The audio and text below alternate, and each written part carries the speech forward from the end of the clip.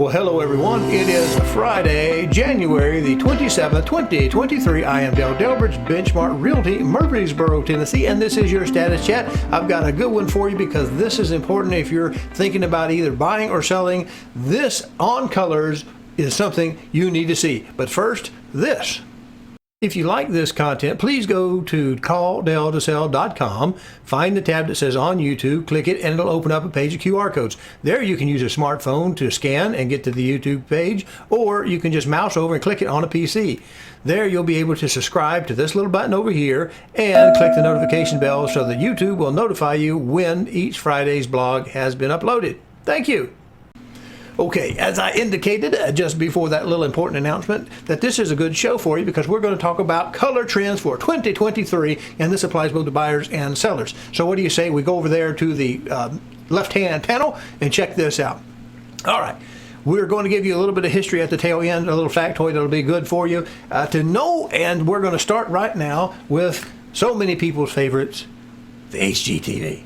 All right, let's see what they say the colors will be this year for 2023. I don't know what color you call that. They've got a name for it, but that's just a little bit too dark for me. And the thing is, if you're going to paint a home, don't paint it a dark color. First of all, it makes the home feel really cramped, really small. Okay, and you certainly wouldn't want to do a kitchen in that color because anybody who bakes, that's going to collect a lot of whiteness on it real quick. But let's see what else we got going on. Super dark color there. Another look at that same color. All right, here's a little bit of, I don't know what you call that, kind of a yellowy looking color. It's actually two colors together, different shades. We have more of that dark gray. The grays look like they're making them even darker according to HGTV, and I don't know what color that would be called. Hot cocoa, it says toward the bottom. It's a little bit too dark for a kitchen for me. Again, here's another one. That one doesn't look too bad. That is an awfully deep green there. Another color, what's that, a purple or a plum? Yeah, it's a poetry plum, they call it. All right, now maybe these colors are just fantastic for you. Here's another one. I kind of like that one. That's some shade of a white. There we go. And of course, a little shade of a green, and that's it. So let's take another look. This one is going to be Bear's color. All right, let's see what they say. Now, I happen to have seen an article. I don't mind them quite as bad. That's a little dark. That's a little dark. And this one may be a little bit dark for a teal. I think I'd probably lighten that up a little bit. But it's pretty well much a pale pastel, neutral color pale. I would probably start and stay up here somewhere in these colors simply because they're very neutral, and it's hard to offend someone with a neutral. But I saw an article that said Behr was the only paint company that actually polled consumers to ask them what they wanted to see, which is an interesting thought, which gets me back around to an idea that comes to it. If we have a lot of cars, right, and we want to sell cars, we have an overstockage, say, of Jeeps or something like that. Well, we might want to actually tell everybody that Jeeps are cool and that's the color and type of car that we're going to want. We don't want those little electric vehicles or anything. We might want to sell what we got plenty of. So I don't know if it works in colors, but I noticed Behr's colors and HGTV's don't jive. Let's see who else we got here. But somebody's going to be a favorite of both of these things. Here we go. Glidden, that's another paint company. If they're really the trends that we want to see, they're going to match up, are they not? Look at Glidden's. All of theirs are significantly darker. Significantly darker. I don't think I'd want to put anything in that color because it's going to make your space close right in. Have you ever seen us? Have I ever shown you a house or done an open house for you? You know, the first thing we do is open up all the windows, let the light in, because light makes the space feel and look bigger. If you go with any of these colors that each one of these websites says is on trend, if you have a fan of that website, that may work if you're a seller. But chances are it's not going to work for the vast majority of people because, as I'm going to show with this next slide, none of these official people who seem to say they know what they're doing agree. Now that, to me, that almost puts me at dis-ease, that particular color. Let's see what else we got. Okay, more of that same color. Here we go down to the palette. And again, we still got a little bit of green. We got a little blush. New Age, that's not bad. Conch Shell, that's not bad. But notice, look, they're going to do a whole black. Now, what is that going to do if you already have a rather small room like we saw on that first website? Who was that? HGTV. Those rooms look really small. And I've seen people last year were like, oh, we want to paint a ceiling black. Oh, that'd be, to me, that's like the last thing you want to do. Now, somebody's going to love it. But are you trying to sell it to a small niche of somebody's, or are you trying to sell it to as many people as possible? Also, if you're looking to buy and you're looking for this, remember, you can paint anything you want when you buy the house. So if you start with a neutral, it will give you a better feel for the room size. All right, let's check this one out. So let's take a look at this one. This kitchen paint color will continue trending in 2023. Well, to be honest with you, I haven't seen that many people use a dark green, but if you like a dark green, that's not bad. That's sort of a green with a little green highlights back in that tile. I guess they're not talking about the color of the Poochie there. But as we look through this, we are going to see this particular site, and this is a particular, who is this that we have up here? This is Semi Stories, Design History, and I don't see Miss Amy Azarito. I hope I say that, Azarito, Amy Azarito. This is her article. And when is this dated? It doesn't give a specific date, but it does show that it is design history. It says we like the green. Look at that green. That's not so bad. It's a little bit dark, but with all that extra white, that's not so bad for me.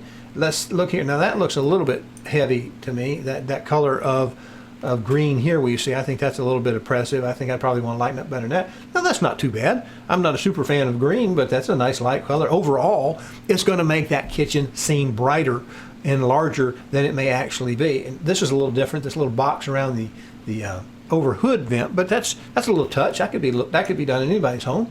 That gets a little bit darker. That's not too bad. A little bit of gray with the lighter green. That may be a little bit pushing heavy.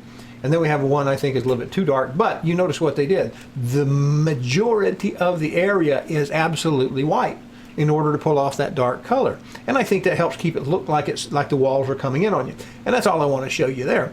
So the point I'm making there is you and I and everybody are different. You may hate this color blue. I like the color blue. I like the color red. The problem with reds are that reds typically fade. Most red pigments actually are not UV stable and they turn pink. And I've seen one, I swear to you, I just watched a video of somebody saying pinks are still in. And I just saw one not a day ago that said pinks are out, they're not in there. And you didn't see any pinks in those paint companies' colors that they're wanting to promote. And you notice that none of those paint colors matched. So turn off HGTV. When you start to want to buy a house or you want to list a house, turn that nonsense off. It's just going to distract you and it's going to leave you with the sense of conflict. Well, who do I believe? Behr, Sherwin-Williams, Glidden, who do I believe actually has the right color palette? And history has taught us that if we go neutral, it may not pop anybody's mind, but it won't run them off either. Because most people that see kind of a nice white kitchen or maybe a slight off-white kitchen, they can envision having it some other color. And so it doesn't really hurt. If you're looking to list, it's not really going to hurt it, I don't think, to go a very neutral and a lighter shade to make that space feel and look bigger and brighter. Now we're going to talk just a little bit about history. Now this is called Scheele's Green.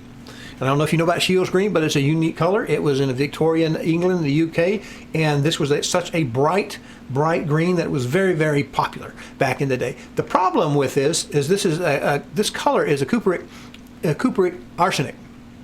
And if we look at that formula, I don't know if I can find it in Wikipedia. Let's go ahead and pick it up.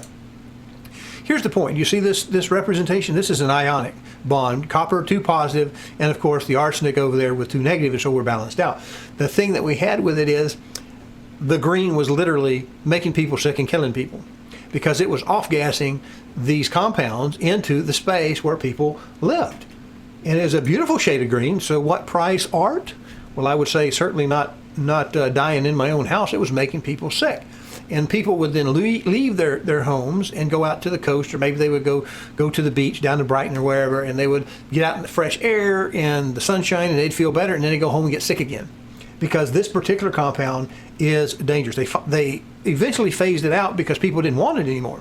But it never really got regulated out to the best of my knowledge. Now the next thing that happened, and I guess we can talk about that before we wrap up. Do you remember lead in paint?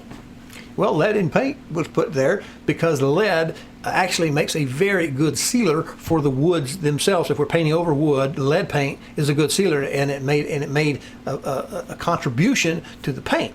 The problem is lead is toxic. And at each time, from Scheele's Green to lead, we've all thought that this is the latest and the greatest, the trend that we have in these environments. Remember, we had what was asbestos in our homes because we thought that was great because it won't burn, and we also had celluloid or first early plastic, but that stuff might as well be liquid gasoline the way that stuff goes up. So, what is my point?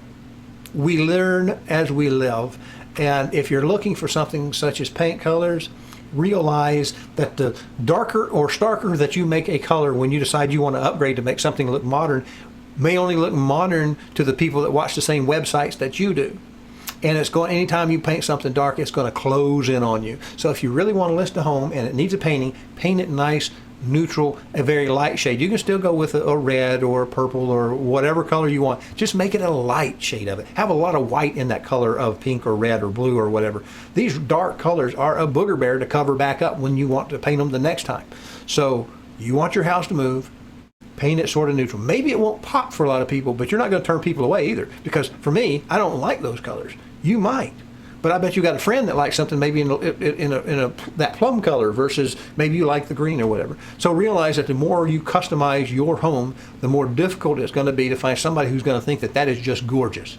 But if you paint them kind of those neutral colors, they may not think they're just gorgeous, but you might catch them with the kitchen arrangement, you might catch them with the bathroom, you might catch them with the school system, you might catch that customer from some other way. And they can always paint it any color they want after they buy it. But remember, paint gets kind of expensive, and if you're looking to paint your place too, in preparation for that sale, that's an expense that you're going to have to pay for. So are you going to be there 10 years and really love that hunter green? Remember we had hunter green? Remember when that was there? All right, so everything goes in a fad.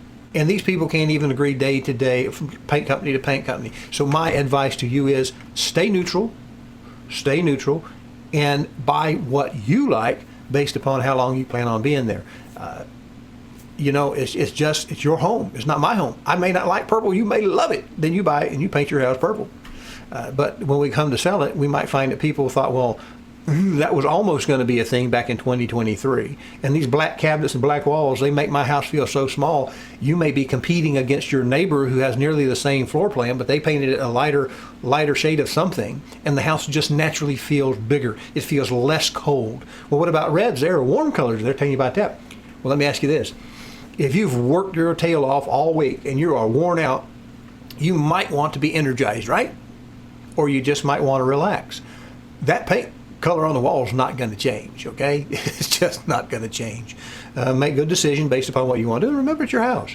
It's your potential house. It's your house you're selling. You want somebody to love your house just like you did when you were there, and you want it to command the biggest dollar. Okay, what do you say we get back and wrap up this show with the numbers? Hello, I'm Dale Delbridge of Benchmark Realty, Murfreesboro, Tennessee.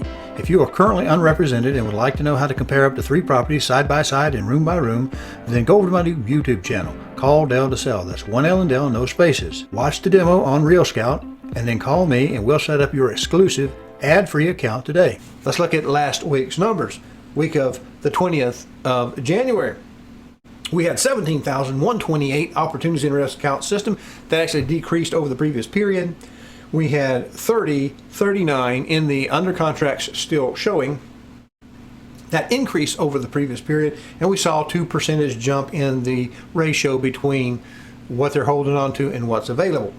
This week, 127.23, we had 16,985 in the opportunities in Real Scout system. That is a decrease over the previous period, and we had 3271 in the under contracts still showing, the ones they're holding on to, and our ratio did in fact go up to 19%. So from 2 weeks ago, we've gone from 16 to 19%, the ratio of how many they're holding on to what's available currently out there in the system.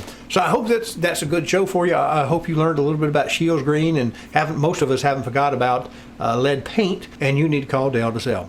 Call Dale to buy. Appreciate you watching. Have a great weekend.